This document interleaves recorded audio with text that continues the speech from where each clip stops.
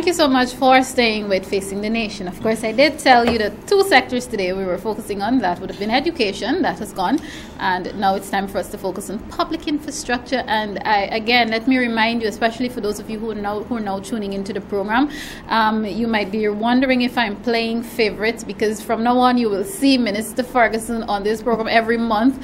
But what we have decided to do is have the minister on the final Friday of every month to give, because we know infrastructure is very important to our nation. We can't get anywhere if it's not kept at a proper standard. So what we'll be doing, we'll get monthly reports from the minister, whether she comes in person or she sends it. Most times we would want her to come in person because I know you want to see her. So we'll be getting those monthly reports and updates from her on what is happening in the Ministry of Public Infrastructure. Annette Ferguson, the Honorable Annette Ferguson, welcome back to Facing the Nation. Thank you very much, Malika. Let me take this opportunity to say a pleasant afternoon to you wonderful viewers there in TV land. And since it is my first appearance for the year 2017, allow me to even take this opportunity to extend 2017 greetings to all Guyanese.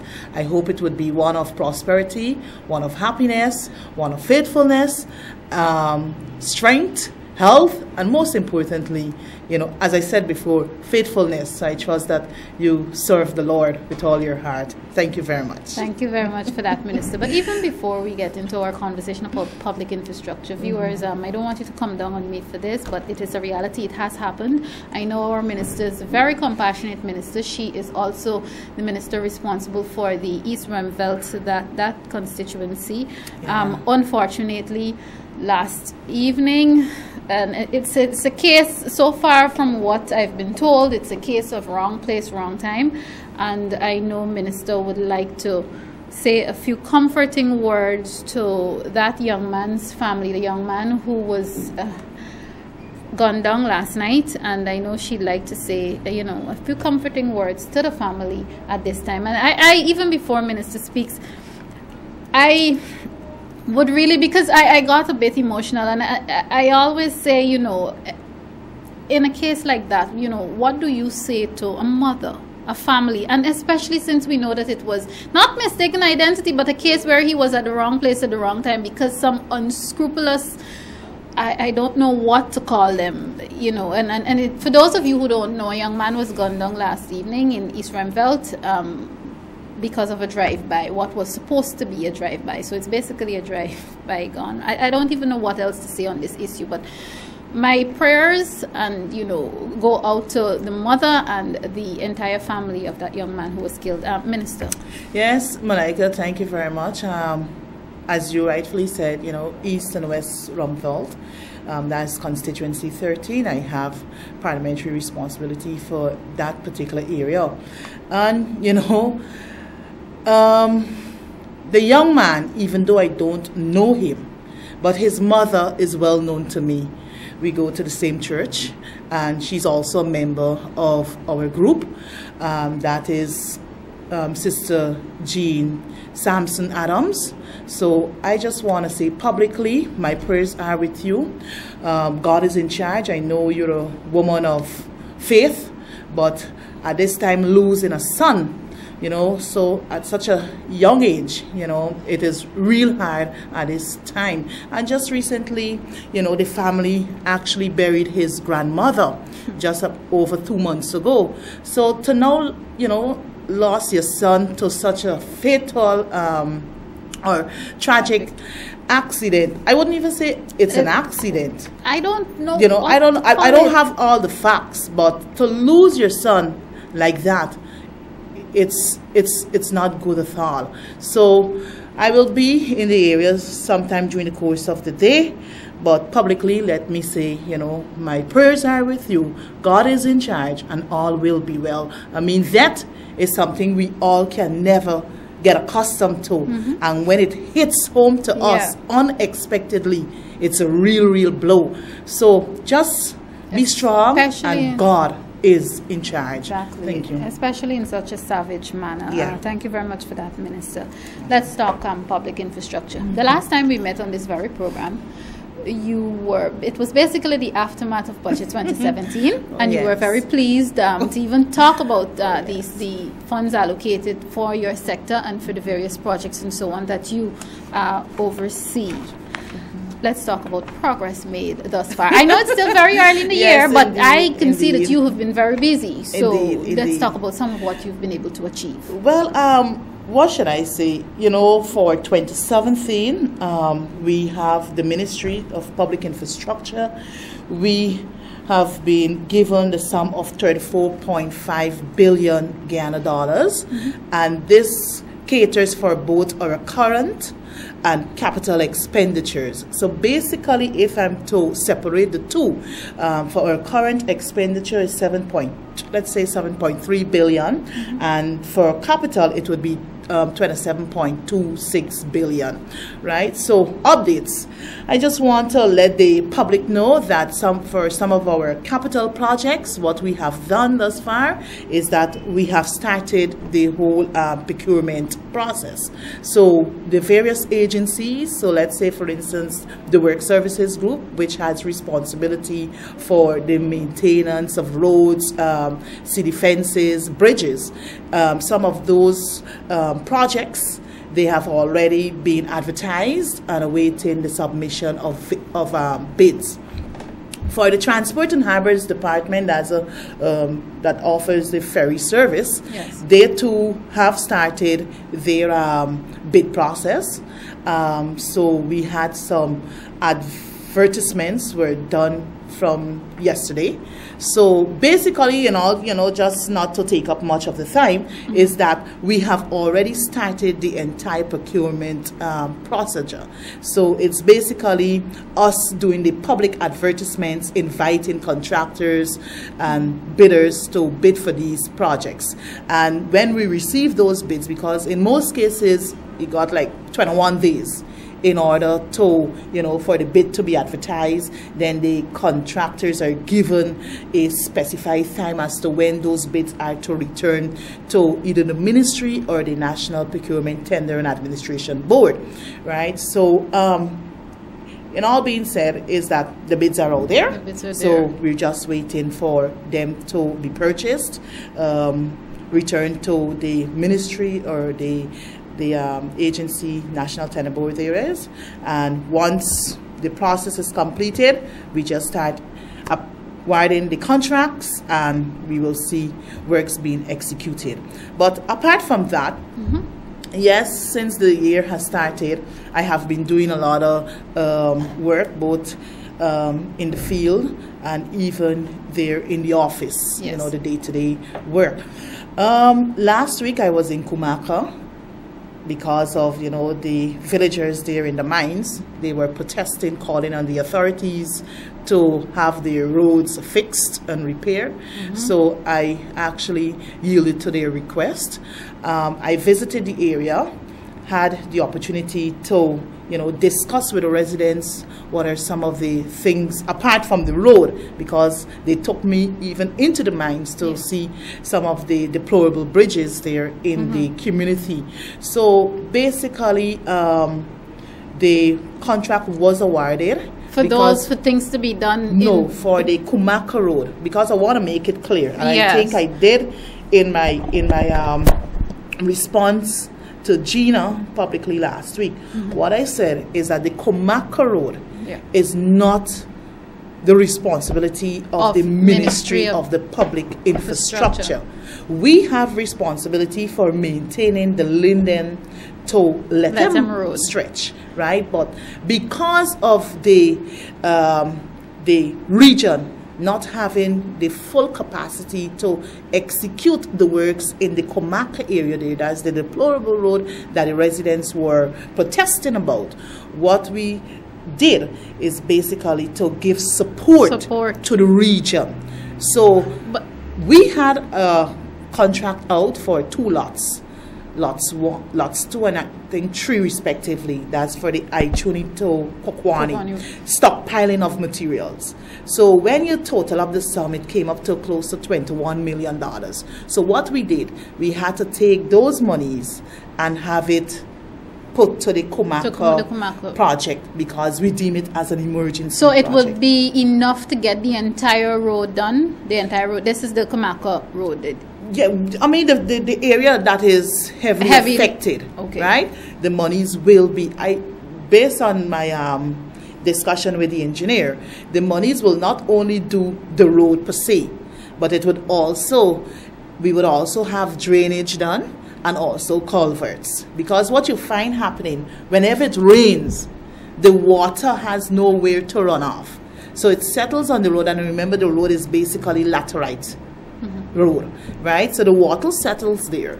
So, you know, as the vehicle traverses, it will create potholes, you know, deep holes into the road.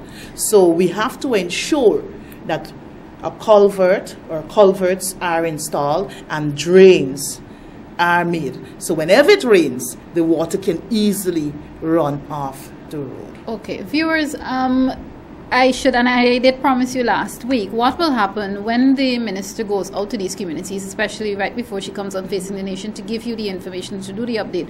We will actually have video footage showing you exactly what the minister is talking about. So at the end of the day, we can do really good comparisons to show you what it is that they're fixing. But because of some difficulties this week, we're not able to show you the state and the community and so on with exactly what's happening in Kumaka. But we promise you the next time minister comes on, whatever project it is that she's undertaking or area that she would have visited, we will have that footage to show you, especially when it's way out of the city, areas that we can't visit every day or so. In staying on this Kumaka note, minister, is there a fear or a concern that this may be setting a precedence for other communities or other projects that that the ministry is not necessarily responsible for? People will come and say, well, the minister went to Kumaka, and if they could fix the road, they could come and fix my own. Is there a fear that that could happen? Well, I mean, Malika, I wouldn't say it's a fear, right? But, I mean, from time to time, people would interface with you. They would visit the ministries, calling upon the Ministry of Public Infrastructure to render assistance in having a road or two fixed in their community. So it's not for us to educate those persons. I think I would have said that on air before, is that the Ministry of Public Infrastructure, we have responsibility for maintaining public accessible and I roads. think you have to keep saying it, right? Because people, it's going to take some time for it to sink in. Exactly. But what you find happening is that we have in our budget, like for miscellaneous roads and urban roads. So people might ask, so how can one define miscellaneous roads? Miscellaneous roads are basically roads within a community, right? So Region 4, even though you have a municipality governance, right? They would be responsible for roads too within the municipality area, right? So urban roads, I'll come back to miscellaneous in a while. Urban roads are basically roads within, you know, like municipality districts too, or NDC areas. So what you find happening is that at the level of the Ministry of Public Infrastructure, in our budget, we do have provisions for those areas, miscellaneous roads, urban roads. So the engineers, they will normally go out into the fields and identify, you know, the most critical roads in those areas and come back, and that's how we budget. But let's say, for instance, in the Kumaka, let's take the Kumaka situation as an example. Because of the emergency and the call upon the people, the public outcry, we had to make a decision. So that's how come we stepped in. Sometimes the region do not have all the monies, because remember, it's 10 administrative regions. Then you got the ministries that these monies got to be divided among. Right? So once we have savings and it is not catered for, we flex and we step in. We give the necessary assistance. In some cases, what you find happening, rather than us doing the works, the ministry per se, because, you know, we do have a lot of work to get done. I know. We would normally warrant the money to the regions. right? And the region, they would follow the procurement procedure and get somebody to get a contractor to get the works done. So that's how the system actually works in a nutshell. All right, I trust that I'm not putting you on the spot here, but I must ask about this. When it comes to the budget, is Mandela Avenue an urban road or miscellaneous? Where does that fall, Mandela Avenue? Mandela Avenue, it's a main access road. It's a main road. So even though it falls in the city, right? In the city, main access road in the city, because the Ministry of Public Infrastructure would have responsibility for that. All right. Because let me just add by saying that with these, they're public roads that are actually gazetted, that the Ministry of Public Infrastructure would have responsibility for. Now, the reason I'm asking about Mandela Avenue, and you did say it correctly, it's a main access road, it's a main thoroughfare. Some people, depending on where you live, there is no other way to get home, and again, depending on the direction that you're coming from, to use that road. Recently, we saw squares. Viewers, for those of you who don't understand what the squares are about, Minister Ferguson can correct me if I'm wrong, but those squares are there to show the engineers or the workers, whoever, they go around the holes, the potholes, and you fill them up. Minister, aside from doing that, the road is in a deplorable state. We know that there was a project to ensure that the entire road is done. What is happening? Can you speak on the position of that? Because the road is in a terrible state, really, really bad state. What is happening with that project if it's still on the table? Malika, to answer your last question first, yes, it is still on the table. And I think I need to bring some clarity here. Great. Because even though you would have locally funded projects, there are also foreign funded projects. So in our budget, we have provisions for local. Local, that is where central government will fund the necessary projects. And for specific, because in our budget there, we have it as specific, which really means, for the layman to understand, it's foreign funded projects. So what you find happening, to answer your question, is that the Mandela Avenue, as I said, yes, it is still on the table, but it is a foreign funded project. The IDB will fund that project. So because of some technicalities amongst other things, right? You know, with these foreign funders, you gotta go through certain things before the actual project is awarded, right? So because of some technicalities, right, which I don't want to get into at this point in time, is that, we have to ensure that that is addressed adequately before the project is actually executed. But in the interim, yes, as you said earlier, that you recognize there's some squares. What would have created those squares? Sometimes during the heavy rainy season, our roads would deteriorate to some extent, right? So what you find happening is that we have a crew, the Special Projects Unit. They will go into the various probably communities or the main access roads to have an assessment done. So they would have ensured that the areas, the critical areas, are, squared off. So what does that mean? I guess because of the heavy flow of traffic during, from Monday to Friday or even Saturday, you would only get works done probably on Sunday.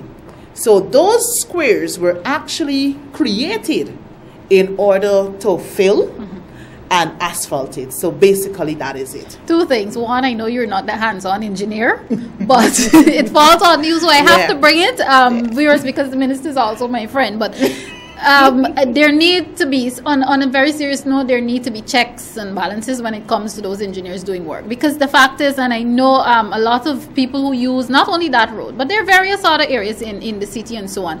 You fill a hole today, and in 2 weeks, it's it's deteriorating again, and I find that it's deteriorating rapidly, so I'm hoping that will be fixed very soon. I just thought I needed to bring that to your attention. And again, to come back to the project of itself, I know you did say you can't reveal much right now, the Mandela Avenue project, but can you say to the viewers that maybe before the end of this year we can see some amount of movement? Are you confident enough to say that?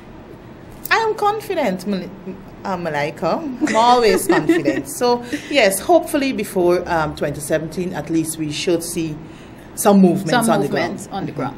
All right, well, that is it for the update from public infrastructure, unless, of course, because viewers, I am not in the Ministry of Public Infrastructure, so I don't know if the minister is sitting here keeping anything from me, anything juicy from me. No, I'm not. Is there anything else you would like to add in terms of what you've been able to achieve so far for the year, updates, and any other thing that we missed? I don't think I've missed anything. No, I don't think we have missed anything. I think we would have covered every area adequately. And I know, I guess on my next visit to the program, I will be able to have more information to share with the general public. Okay, and I know some of the social media public would have seen a photo of you fishing at Kumaka. So we know that you're also exposed to things that you don't normally do on those trips, and of course we just want to encourage you to continue doing what you're doing. Thank you very much, Malika. Well, Malika, you should know me by now. You know, I'm a person, I always try to stay grounded, remain grounded with the people, because at the end of the day, they're the ones that have me where I am with God's help. Grace. Thank you so very much, Minister, and we look forward to next month's update from you. And viewers, again, when Minister returns next month, you will be able to see video footage of some of what she is doing on the ground. Of course, this is Facing the Nation. I will return after this very short break to conclude our program for today. Stay tuned.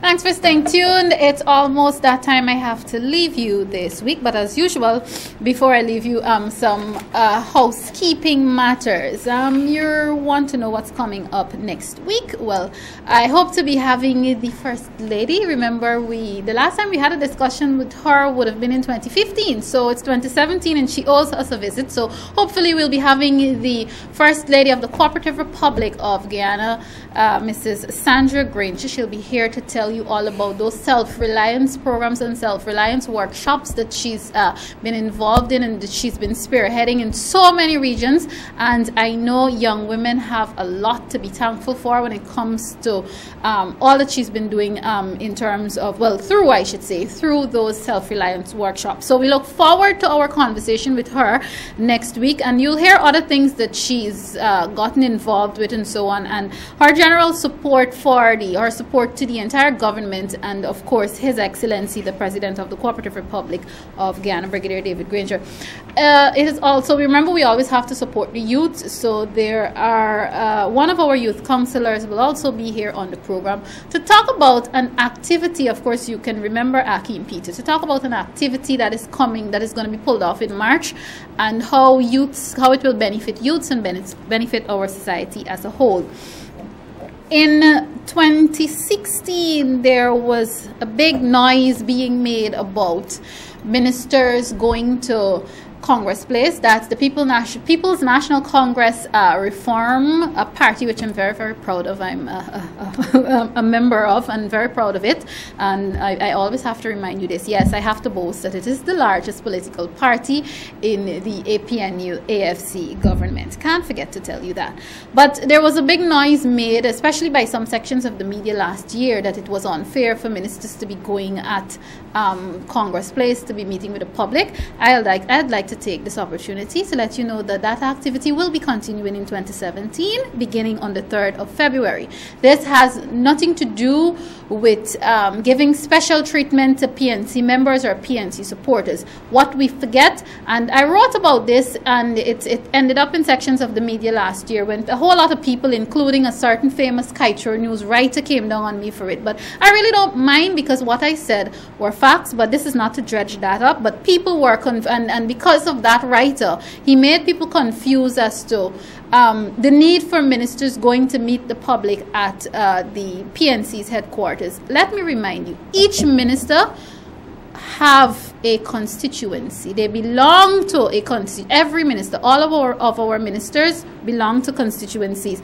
Minister Ferguson earlier spoke on that unfortunate situation where a young man was murdered, and the reason she was able to speak on that and speak about his mother and the family is because she is the minister, the member of parliament also with responsibility for that area. So I am trusting that it doesn't come up again, but this is just to let you know that ministers will continue to meet people at the PNC's headquarters, that is at Congress Place, Sophia, and that activity for 2017 begins on the 3rd of February, which coincidentally, is also next Friday. I'm going to get some more information regarding who is the minister that's going to be there next Friday, but that will begin next Friday and every Friday. And I'm being alerted here that the minister who will be at Congress Place next week is the Honorable Carl Greenwich, the minister of our minister responsible for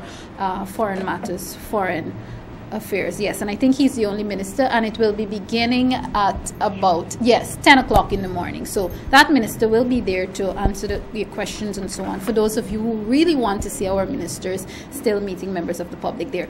Unfortunately, that is all the time I have with you on today's program. Thank you very much to the Vice Chancellor of the University of Guyana, Professor Ivelaw Griffith, for coming and sharing with us in terms of achievements and what he intends to achieve for the rest of the year.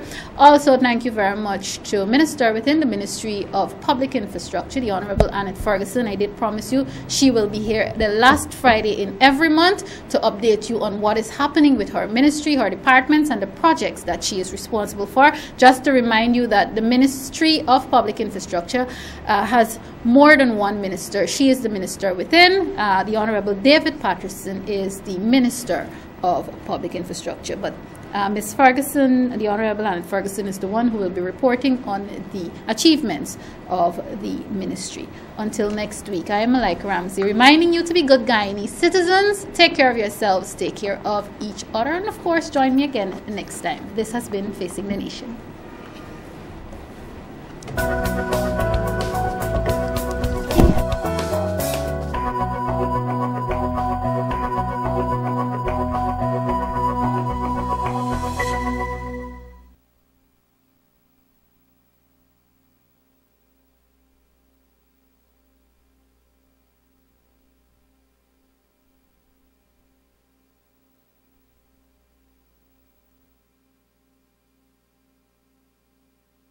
एक दो तीन चार